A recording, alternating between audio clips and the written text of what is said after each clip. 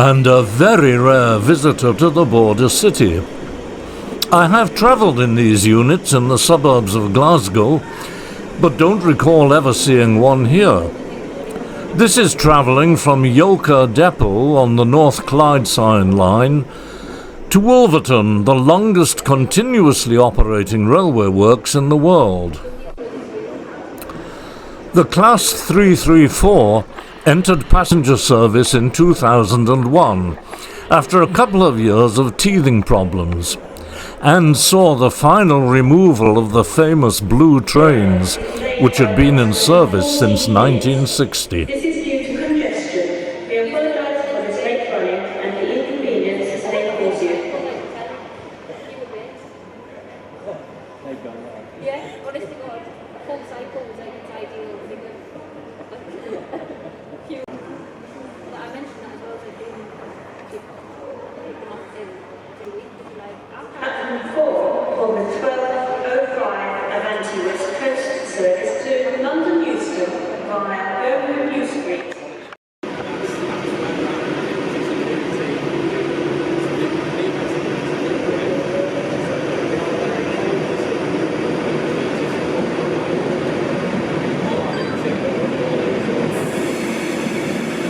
The ScotRail unit is scheduled to wait here for some 40 minutes.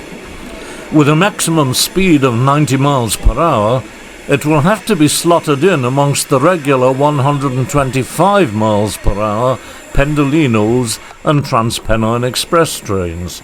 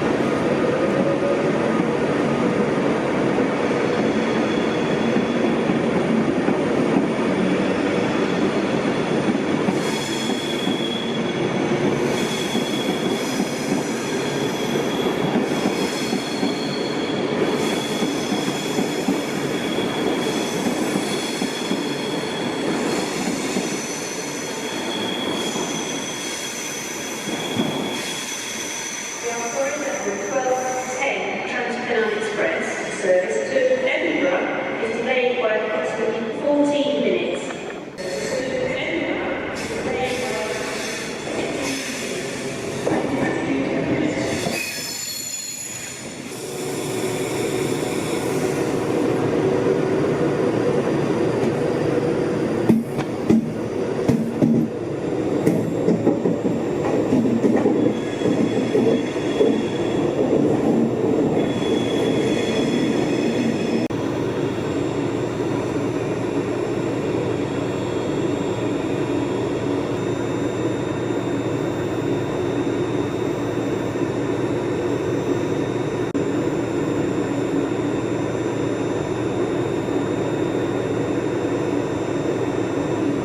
The saltire device in the livery never really seems to work on my local Class 156 trains, but it does on this type.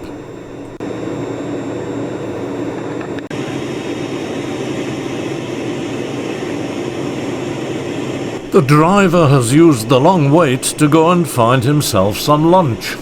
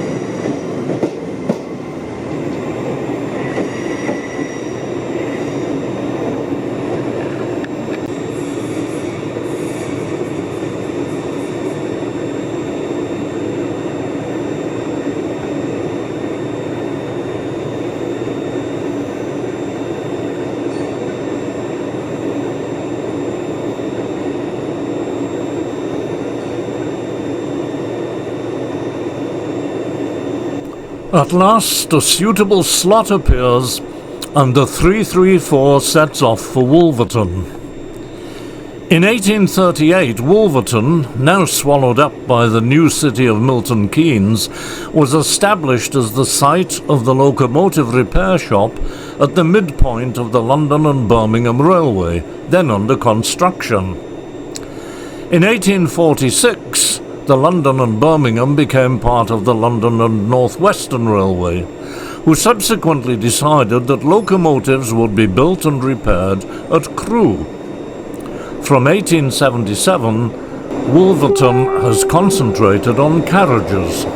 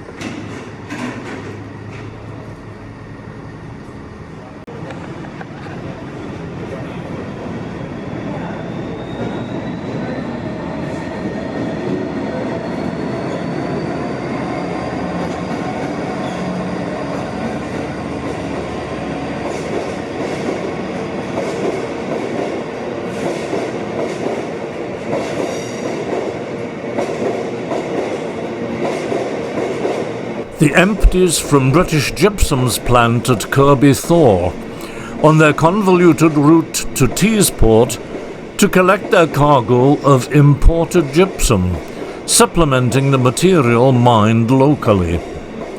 The ultimate product is plasterboard.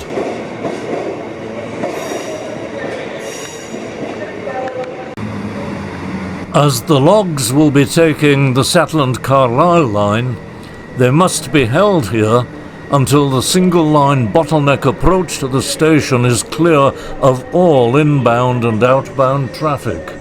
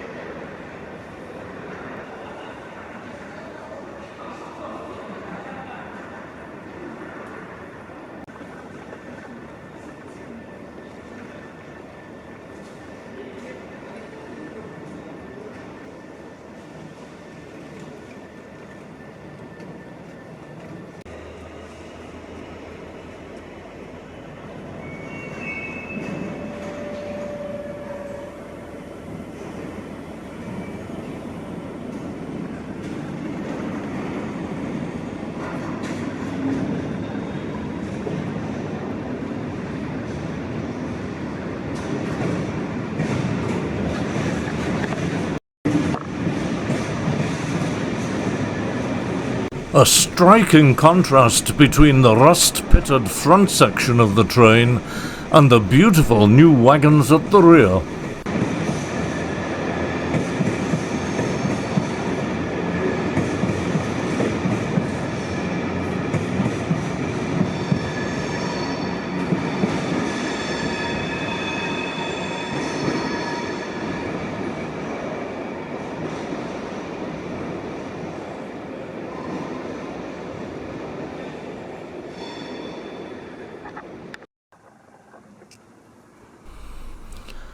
And now for a total change of scene.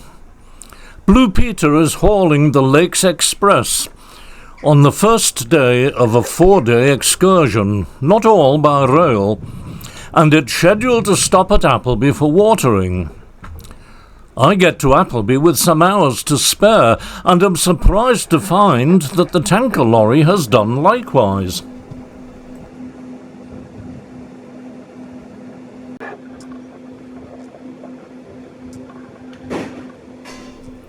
I decide to head off into town to renew my acquaintance with this attractive little community.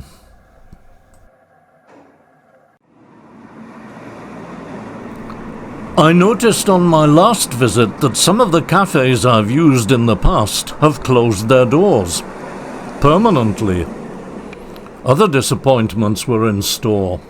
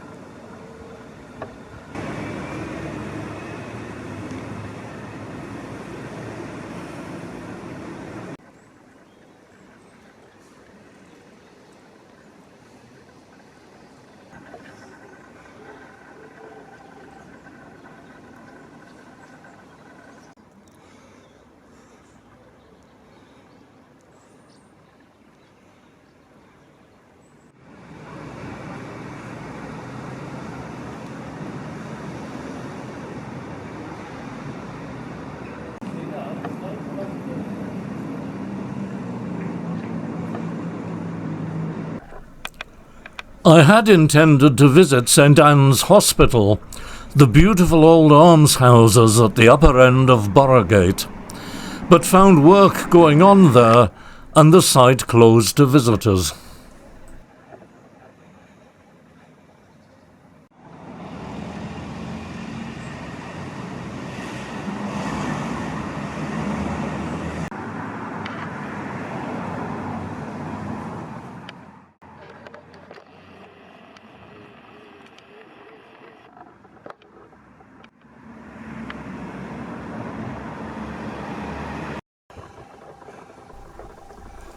And so back to the station to prepare for Blue Peter's visit.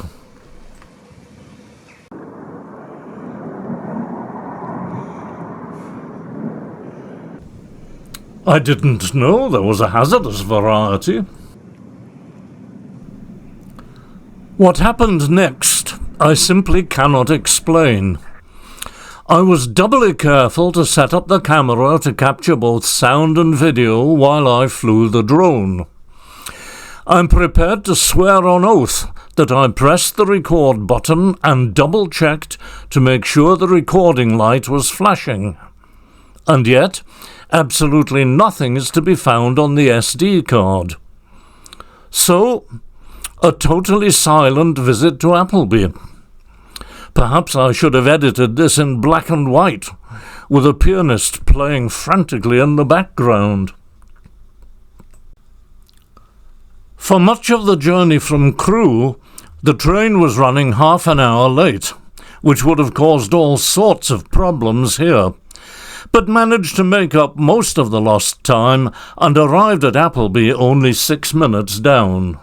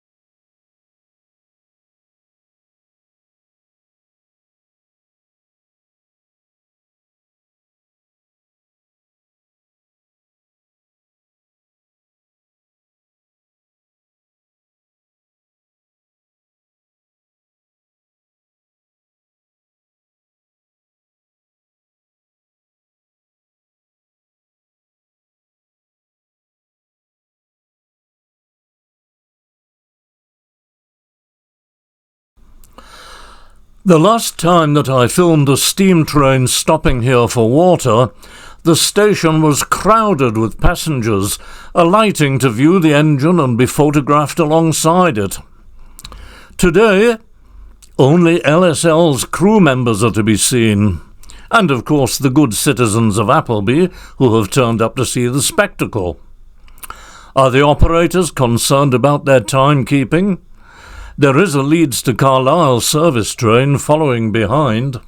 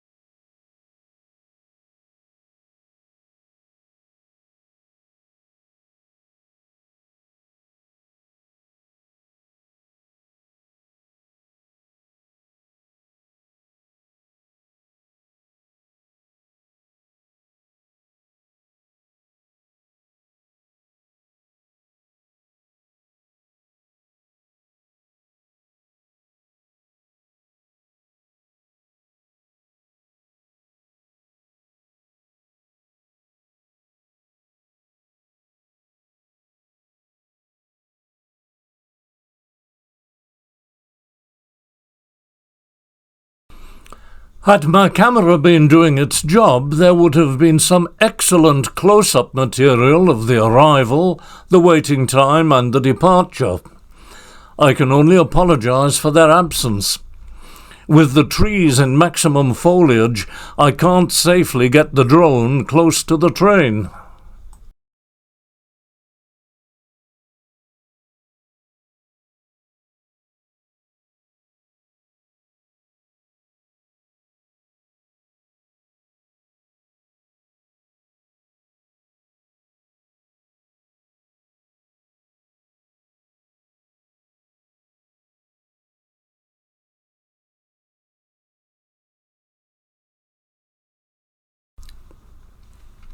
That rather looks like the tanker driver switching off the pump. Although that's pure guesswork on my part, as without a soundtrack I can't hear. If so, the job's been done very quickly, or they haven't taken on much water.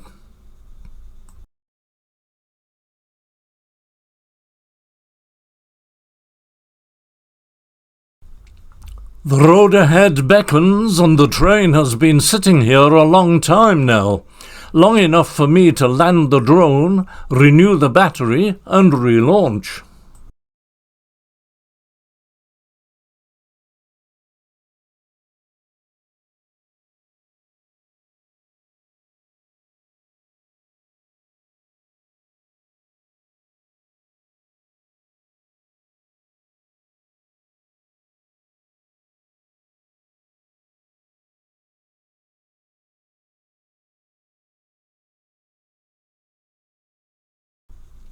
The fireman is busy on the footplate, preparing for the 30 3/4 miles of the last leg of the journey to Carlisle.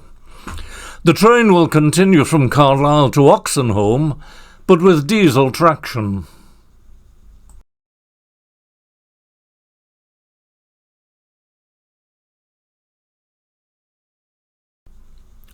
Now that's a powerful blast of the engine's chime whistle. But surprisingly, it doesn't indicate departure. We sit here for some time to come.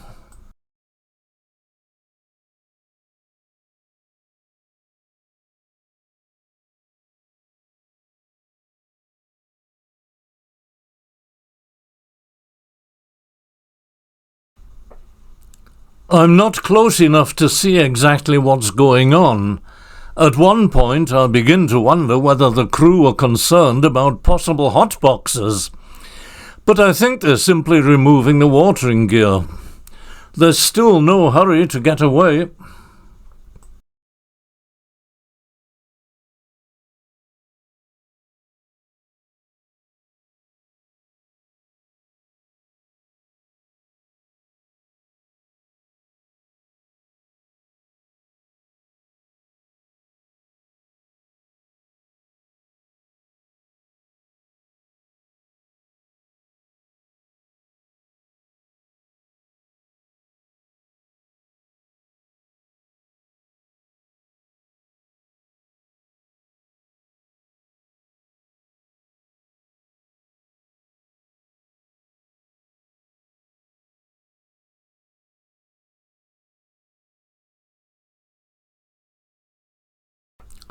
Now that's the departure whistle, sounded on the engine's original equipment.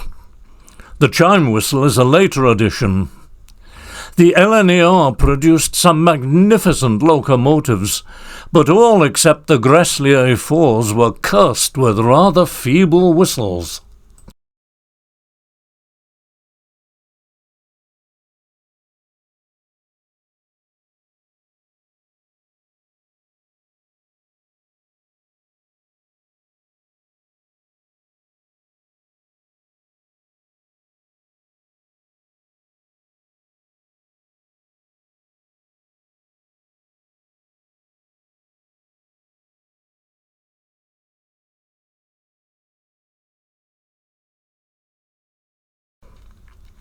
After 19 minutes at the platform, we're underway. And there's time enough for me to film the departure before recovering the drone, packing and catching the train back to Carlisle.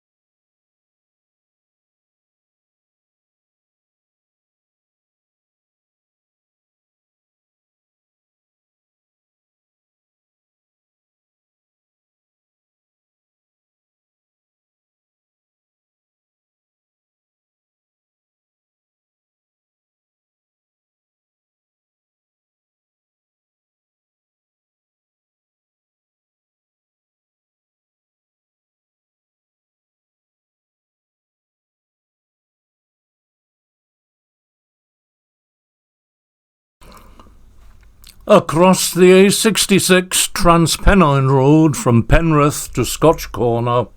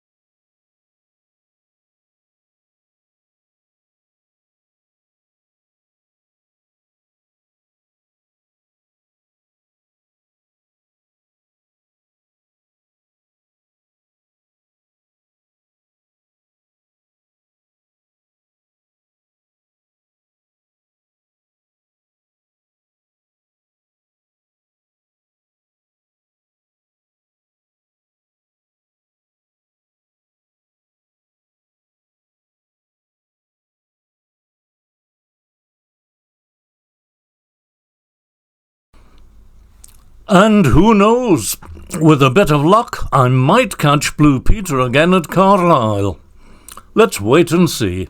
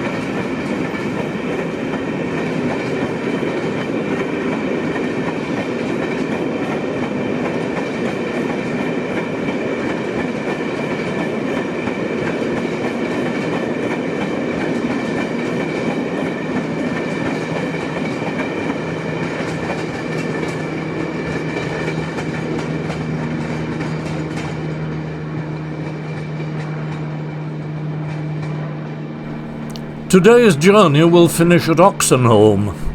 The next 2 days will be spent exploring the Lake District, mostly by road, and on Friday should have finished with a run round the spectacular Cumbrian coastline.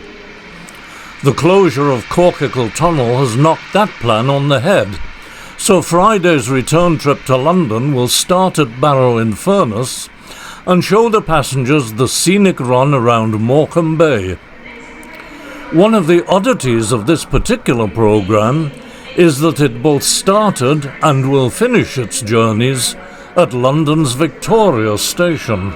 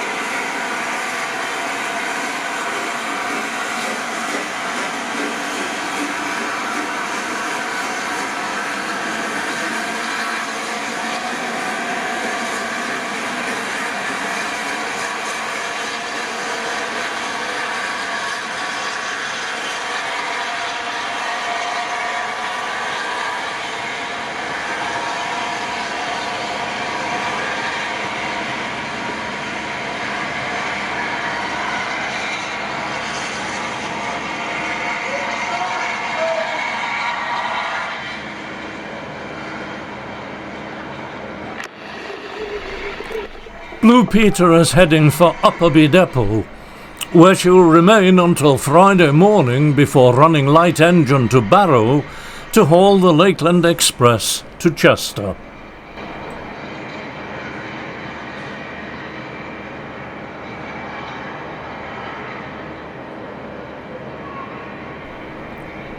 Thanks for watching, and here's to the next time.